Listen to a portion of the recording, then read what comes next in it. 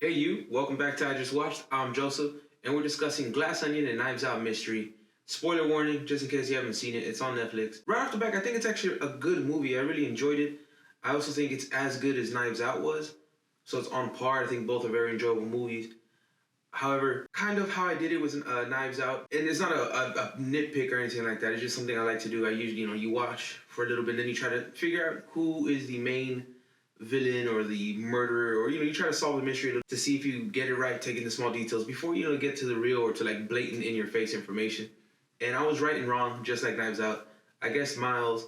However, I definitely thought that Miles had help, and I thought that was Claire, because when she bumped in to Bautista's character, I thought she took the gun, because right after she like put her hand in the pillow, and I was watching it, and I didn't want to rewind or nothing, so just watching it, I was like, all right, I think she took it, but clearly no one in that group did anything without Miles. So I was like, Miles is the obvious head, so to speak, or brains of the operation in this movie. And then, of course, the standout is Daniel Craig. I mean, I loved him in Knives Out, and I loved him here even more as he reprises Detective Blanc. And I thought it was great that they made him horrible at like everyday mystery games, Gets mad at the twin sister. He's like, it's a stupid game, it's horrible. He was just like, no. Speaking on the twin, so when she got shot, I was like, oh, damn, okay. This is interesting. I was like, oh, shit. Kind of further pushed me, into Miles and Claire and whatnot. But as soon as you see the knock on the door and you find out that it was her twin talking to him, as soon as I saw that, I was like, okay, she's not dead.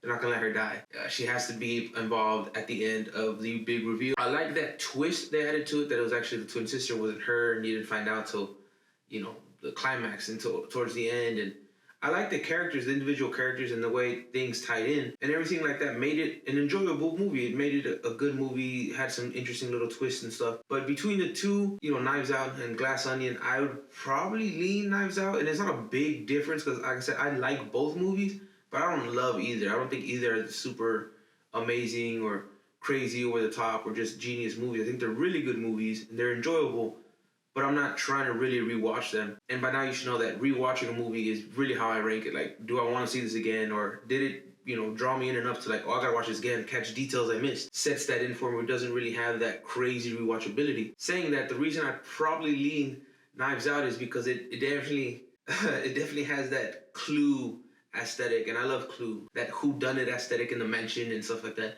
the butler and blah, blah, that whole thing is probably why I'm leaning Knives Out. And I feel like the twist there in the story there was just a little bit deeper, where this one wasn't.